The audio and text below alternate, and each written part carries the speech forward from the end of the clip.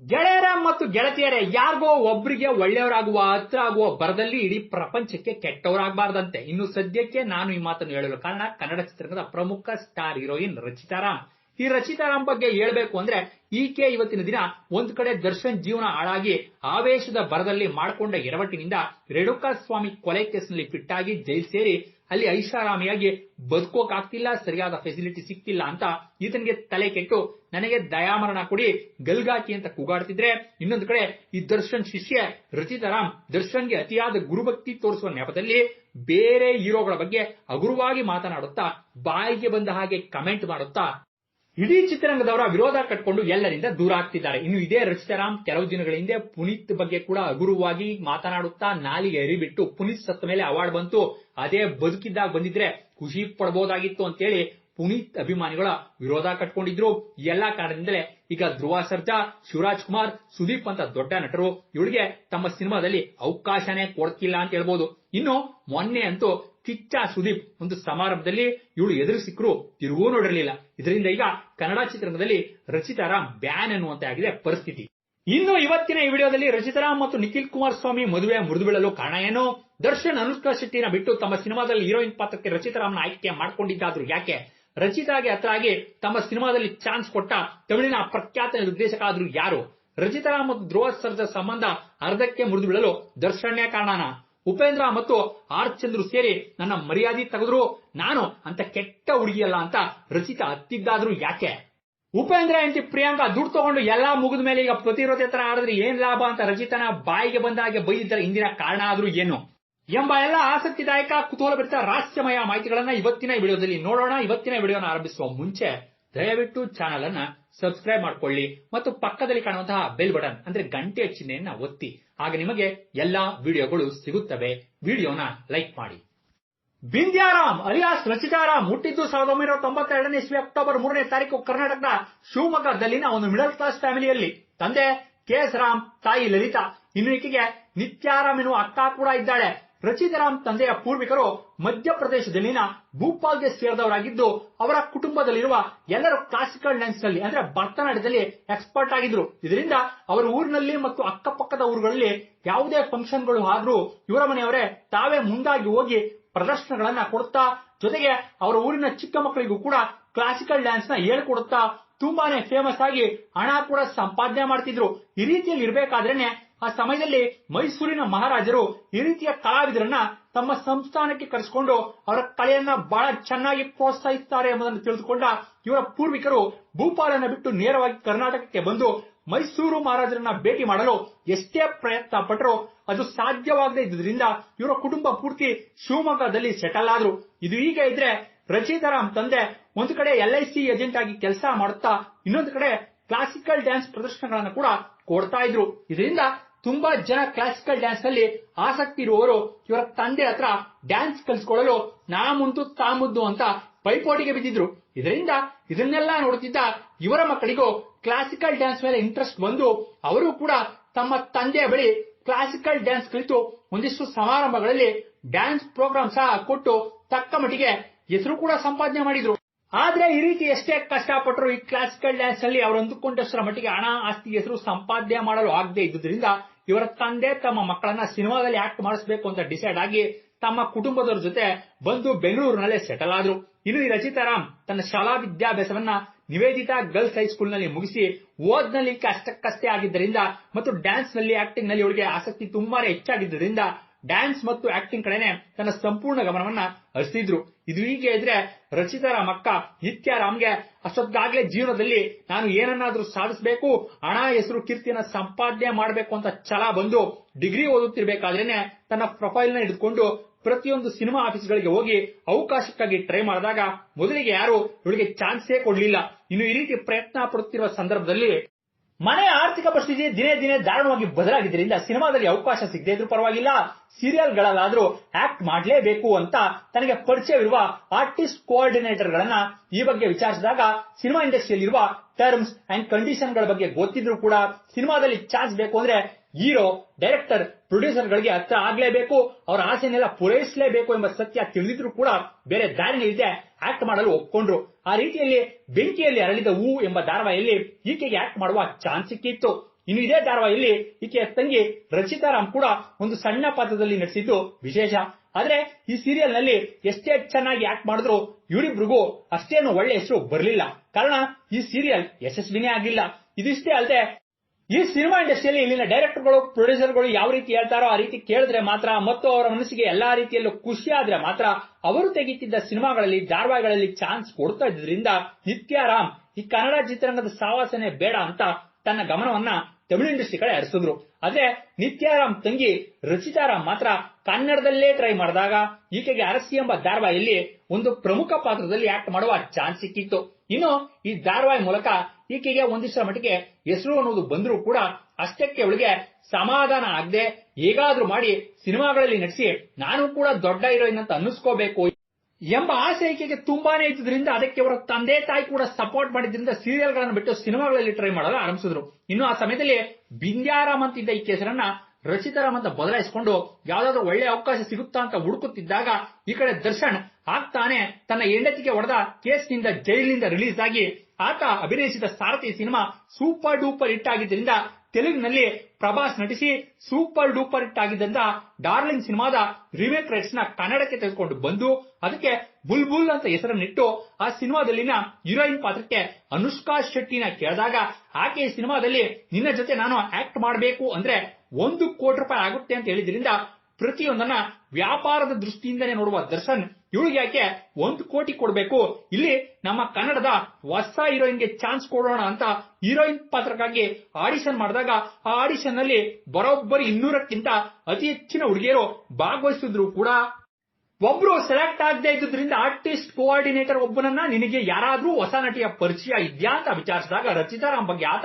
ದರ್ಶನ್ಗೆ ಹೇಳಿದ್ರಿಂದ ರಚಿತಾರಾಮ್ ಲುಕ್ಸ್ ದರ್ಶನ್ಗೆ ಬಹಳ ಇಷ್ಟ ಆಗಿ ಅವಳನ್ನ ಇಮಿಡಿಯೇಟ್ ಆಗಿ ತನ್ನ ಸಿನಿಮಾಗೆ ಸೆಲೆಕ್ಟ್ ಮಾಡಿದ್ರು. ಇನ್ಯಾವಾಗ ಈ ರೀತಿ ದರ್ಶನ್ ಸೀರಿಯಲ್ ಆರ್ಟಿಸ್ಟ್ ಒಬ್ಬಳನ್ನ ತನಗೆ ಹೀರೋಯಿನ್ ಆಗಿ ಸೆಲೆಕ್ಟ್ ಮಾಡಿದ್ರು ಅಂತ ಗೊತ್ತಾಯ್ತೋ ಇಡೀ ಕನ್ನಡ ಚಿತ್ರರಂಗ ಶಾಕ್ಗೆ ಗುರಿಯಾಗಿ ಸ್ಟಾರ್ ಹೀರೋ ಆದ ದರ್ಶನ್ ಯಾಕೆ ಈ ರೀತಿ ಧಾರಾವಾಹಿಯಲ್ಲಿ ನಟಿಸಿದ ರಚಿತಾರಾಮ್ನ ಹೀರೋಯಿನ್ ಆಗಿ ಸೆಲೆಕ್ಟ್ ಮಾಡಿದ್ರು ಅಂತ ಡೌಟ್ ಪಟ್ಟಿದ್ರು ಕೂಡ ಯಾರು ಇದರ ಬಗ್ಗೆ ಅತಿಯಾಗಿ ತಲೆ ಕೆಡಿಸಿಕೊಂಡಿರಲಿಲ್ಲ.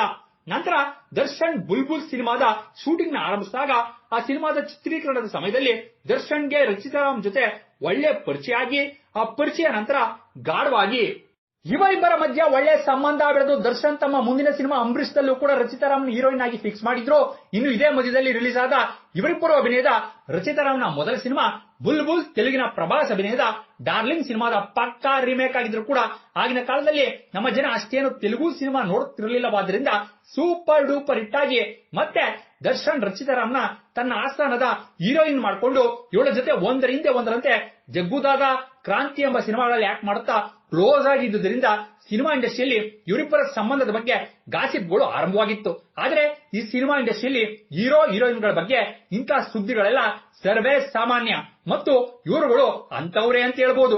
ಇದು ಹೀಗೆ ಇದ್ರೆ ಒಬ್ಳು ಅಪ್ಕಮಿಂಗ್ ಹೊಸ ಹೀರೋಯಿನ್ ಸ್ಟಾರ್ ನಟಿಯಾಗಿ ಬೆಳೆಬೇಕು ಅಂದ್ರೆ ಹಣ, ಆಸ್ತಿ, ಕೀರ್ತಿ ಸಂಪಾದನೆ ಮಾಡಬೇಕು ಅಂದ್ರೆ ಸ್ಟಾರ್ ಹೀರೋಗಳಿಗೆ ಹತ್ರ ಆಗ್ಲೇಬೇಕು, ಅವರ ಆಸೆನೆಲ್ಲ ಪೂರೈಸಲೇಬೇಕು.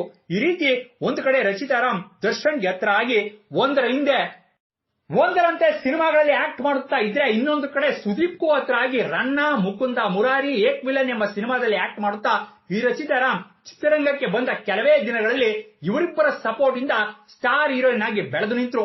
ಆದ್ರೆ ಅದ್ಯಾವಾಗ ಈ ರಚಿತಾರಾಮ್ಗೆ ಆ ಸಮಯದಲ್ಲಿ ಕರ್ನಾಟಕದ ಮಾಜಿ ಸಿಎಂ ಮಗ ಮತ್ತು ಕನ್ನಡ ಚಿತ್ರರಂಗಕ್ಕೆ ಹೊಸದಾಗಿ ಎಂಟ್ರಿ ಕೊಡಿದ ನಿಖಿಲ್ ಕುಮಾರಸ್ವಾಮಿ ಜೊತೆ ಸೀತಾರಾಮ ಕಲ್ಯಾಣ ಎಂಬ ಸಿನಿಮಾದಲ್ಲಿ ಆಕ್ಟ್ ಮಾಡುವ ಅವಕಾಶ ಸಿಕ್ಕಿತ್ತೋ ಅಲ್ಲಿಂದಾಚೆಗೆ ಸಿನಿಮಾಗಳಲ್ಲಿ ಚಾನ್ಸ್ ಸಿಗೋದು ಕಡಿಮೆ ಆಗಲು ಆರಂಭವಾಗಿತ್ತು.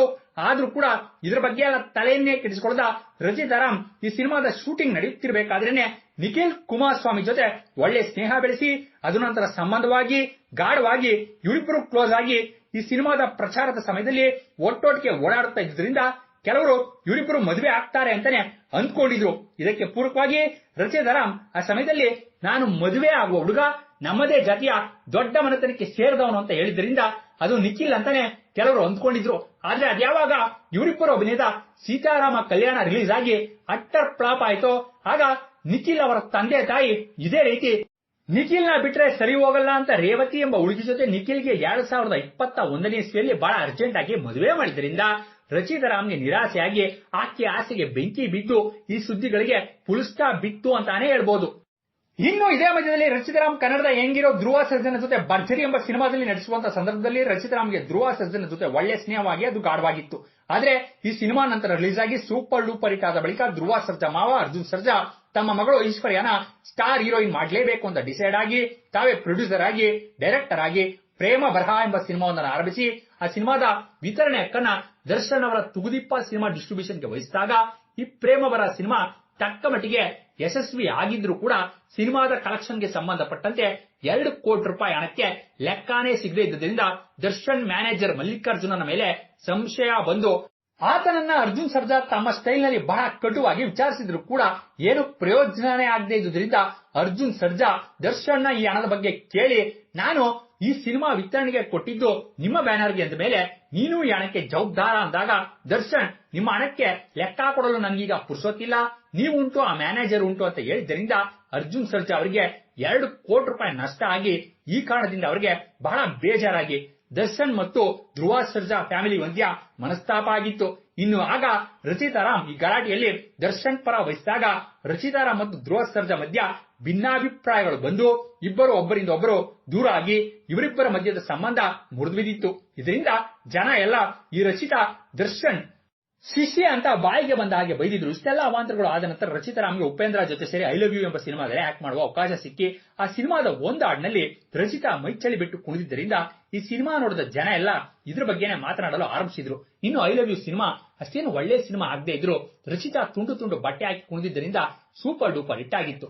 ಆದ್ರೆ ಆಗ ಆ ಸಕ್ಸಸ್ ನ ಎಂಜಾಯ್ ಮಾಡೋದನ್ನ ಬಿಟ್ಟು ಈ ರಚಿತಾ ರಾಮ್ ನಾನು ಇಂತಹ ಕೆಟ್ಟ ಹಾಡಿನಲ್ಲಿ ಆಕ್ಟ್ ಮಾಡಬಾರ್ದಿತ್ತು, ನಾನು ಒಳ್ಳೆ ಆದ್ರೆ ಈ ಉಪೇಂದ್ರ ಮತ್ತು ಆರ್ ಚಂದ್ರುನೇ ನನಗೆ ಮೋಸ ಮಾಡಿ ಈ ರೀತಿ ಹಾಡ್ ತೆಗೆದು ನನ್ನ ಮಾನ ಮರ್ಯಾದೆಯನ್ನು ತೆಗೆದ್ರು, ನಮ್ಮ ತಂದೆ ತಾಯಿಗೆ ನಾನು ಮುಖ ತೋರಿಸ್ತಿರುವ ತರ ಮಾಡಿಬಿಟ್ರು ಅಂತೇಳಿ ಕಣ್ಣೀರ್ ಹಾಕಿದ್ರಿಂದ ಈ ವಿವಾದಕ್ಕೆ ಉಪೇಂದ್ರನ ಹೆಂಡತಿ ಪ್ರಿಯಾಂಕಾ ಎಂಟ್ರಿ ಕೊಟ್ಟು ದುಡ್ಡು ತಗೊಂಡು ಸಿನಿಮಾದಲ್ಲಿ ಆಕ್ಟ್ ಮಾಡಿ ಈಗ ಪತಿವ್ರತೆ ತರಹ ಆಡ್ತಿದ್ಯಲ್ಲ ಅಂತ ಬೈದಿದ್ದರಿಂದ ಉಪೇಂದ್ರ ಮತ್ತು ರಚಿತಾ ರಾಮ್ ಸಂಬಂಧ ಹಾಳಾಗಿ ಅಲ್ಲಿಂದಾಚೆಗೆ ಇವರಿಬ್ರು ಸೇರಿ ಮುಂದೆ ಯಾವ ಸಿನಿಮಾದಲ್ಲೂ ಆಕ್ಟ್ ಮಾಡಲಿಲ್ಲ.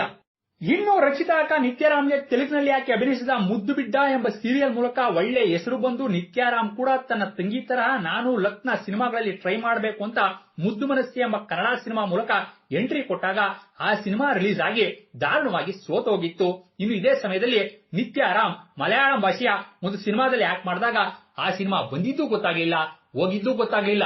ಇದು ಹೀಗೆ ಇದ್ರೆ 2018 ಇಸ್ವಿ ನಂತರ ನಿತ್ಯಾರಾಮ್ಗೆ ಆ ಕಡೆ ಸೀರಿಯಲ್ಗಳಲ್ಲಿ ಆಗ್ಲಿ ಈ ಕಡೆ ಸಿನಿಮಾದಲ್ಲಿ ಆಗ್ಲಿ ಚಾನ್ಸ್ಗಳು ಸಂಪೂರ್ಣವಾಗಿ ಕಡಿಮೆ ಆಗಿದ್ರಿಂದ 2019 ಇಸ್ವಿಯಲ್ಲಿ ಗೌತಮ್ ಎಂಬ ಸಾಫ್ಟ್ವೇರ್ ಇಂಜಿನಿಯರ್ ನ ಮದುವೆ ಆಗಿ ಲೈಫ್ ಅಲ್ಲಿ ಸೆಟಲ್ ಆದ್ರೂ ಕೂಡ ಮನೆಯಲ್ಲಿ ಸುಮ್ಮನೆ ಒಂಟಿಯಾಗಿರುವುದು ಇಷ್ಟ ಇಲ್ಲದೆ ಒಂದು ಸಾರಿ ರುಚಿ ನೋಡಿದ ನಾಲ್ಗೆ ಮತ್ತೆ ಅದೇ ರುಚಿಗೆ ಎಕ್ಸ್ಪೆಕ್ಟ್ ಮಾಡುತ್ತೇನೋ ತರ ಮತ್ತೆ ಈಗ ಅಣ್ಣ ಎಂಬ ತಮಿಳು ಧಾರಾವಾಹಿಯಲ್ಲಿ ಲೀಡ್ ರೋಲ್ ನಲ್ಲಿ ಆಕ್ಟ್ ಮಾಡುತ್ತಾ ಜೊತೆಗೆ ಈಗ ನಂದಿನಿ ಎಂಬ ಧಾರಾವಾಹಿಯಲ್ಲಿ ಆಕ್ಟ್ ಮಾಡುತ್ತಿದ್ದಾರೆ. ಇನ್ನು ಇದೇ ಸಂದರ್ಭದಲ್ಲಿ ರಚಿತಾ ರಾಮ್ಗೂ ವಯಸ್ಸು 30 ದಾಟಿ ಕನ್ನಡ ಚಿತ್ರರಂಗಕ್ಕೂ ಹೊಸ ಹೀರೋಯಿನ್ಗಳು ಎಂಟ್ರಿ ಕೊಟ್ಟು ರಚಿತಾ ರಾಮ್ಗೆ ಕನ್ನಡದಲ್ಲಿ ಅವಕಾಶಗಳು ಕಡಿಮೆ ಆಗಿದ್ದರಿಂದ ತೆಲುಗು ಚಿತ್ರರಂಗಕ್ಕೆ ಎಂಟ್ರಿ ಕೊಟ್ಟು ಅಲ್ಲಿ ಚಿರಂಜೀವಿಯ ಮಾಜಿ ಅಳಿಯ ಕಲ್ಯಾಣ್ ದೇವ್ಗೆ ಹತ್ರ ಆಗಿ ಅವನ ಜೊತೆ ಸೂಪರ್ ಮಚ್ಚಿ ಎಂಬ ಸಿನಿಮಾದಲ್ಲಿ ಆಕ್ಟ್ ಮಾಡಿದ್ರು. ಆದ್ರೆ ಆ ಸಿನಿಮಾ ಕೂಡ ದಾರುಣವಾಗಿ ಸೋತೋಗಿ ತೆಲುಗು ಚಿತ್ರರಂಗದ ಯಾವ ಹೀರೋಗಳು ಹೀಗೆ ತಮ್ಮ ಸಿನಿಮಾದಲ್ಲಿ ಚಾನ್ಸ್ ಕೊಡದೇ ಇದ್ದುದರಿಂದ ಮತ್ತೆ ರಚಿತಾ ಈಗ ಕನ್ನಡ ಸಿನಿಮಾಗಳ ಕಡೆ ತಮ್ಮ ಗಮನವನ್ನು ಹರಿಸಿ ಅವಕಾಶಗಳನ್ನ ಹುಡುಕುತ್ತಿದ್ದಾಗ ರಚಿತಾ ಹೆಸರು ಹೊಸ ನಟ ಧನ್ವೀರ್ ಜೊತೆ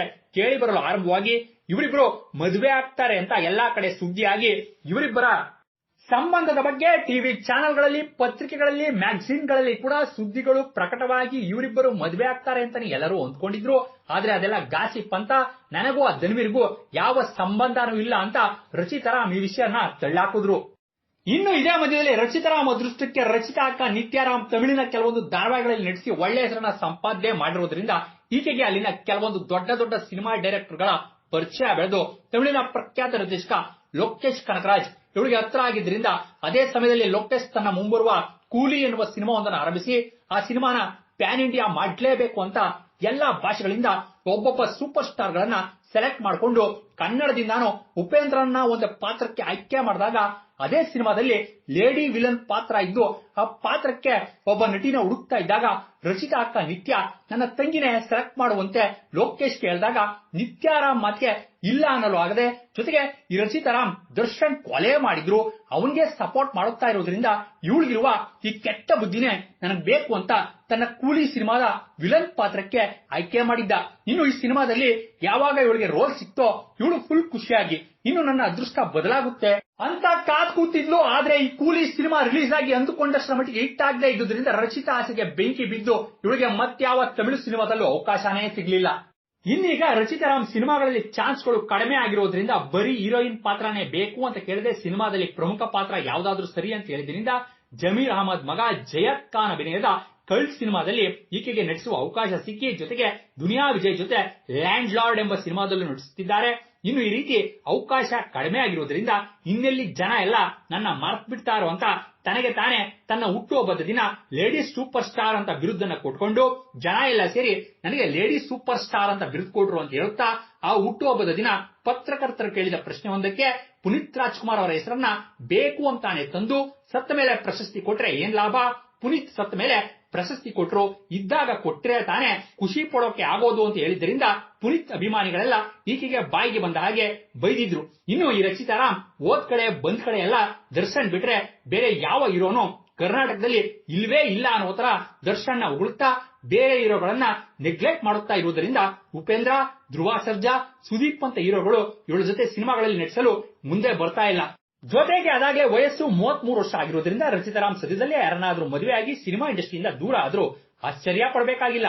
ಒಟ್ಟಾರೆಯಾಗಿ ಹೇಳ್ಬೇಕು ಅಂದ್ರೆ ಈ ರಚಿತಾರಾಮ್ ದರ್ಶನ್ ಮೇಲಿನ ಅಂಧಾಭಿಮಾನದಿಂದ ಬೇರೆ ಹೀರೋಗಳ ವಿರೋಧ ಕಟ್ಕೊಂಡು ಜನ ಎಲ್ಲ ಬೈಯುವ ರೀತಿ ಮಾಡ್ಕೋತಿರೋದಂತೂ ಸುಳ್ಳಲ್ಲ. ಅದಕ್ಕೆ ಹೇಳೋದು ಮಾತು ಅನ್ನೋದು ಒಳ್ಳೆಯದಾಗಿದ್ರೆ ಇಡೀ ಊರಿಗೆ ಹತ್ರನೂ ಆಗ್ಬೋದು, ಮಾತು ಸರಿ ಇಲ್ಲ ಅಂದ್ರೆ ಇಡೀ ಊರಿಗೆ ಶತ್ರುನೂ ಆಗ್ಬೋದು ಅಂತ. ಇನ್ನು ಇಂತಹ ರಚಿತಾರಾಮ್ ಬಗ್ಗೆ ಮತ್ತು ಆಕೆಯ ಈಗಿನ ನಡವಳಿಕೆ ಬಗ್ಗೆ ನಿಮ್ಮ ಅಭಿಪ್ರಾಯಗಳನ್ನ ಕಮೆಂಟ್ ರೂಪದಲ್ಲಿ ತಿಳಿಸಿ ಅಂತ ಹೇಳುತ್ತಾ ದಯವಿಟ್ಟು ಚಾನಲ್ ಅನ್ನ ಸಬ್ಸ್ಕ್ರೈಬ್ ಮಾಡ್ಕೊಳ್ಳಿ ಮತ್ತು ವಿಡಿಯೋನ ಲೈಕ್ ಮಾಡಿ. ಧನ್ಯವಾದಗಳು.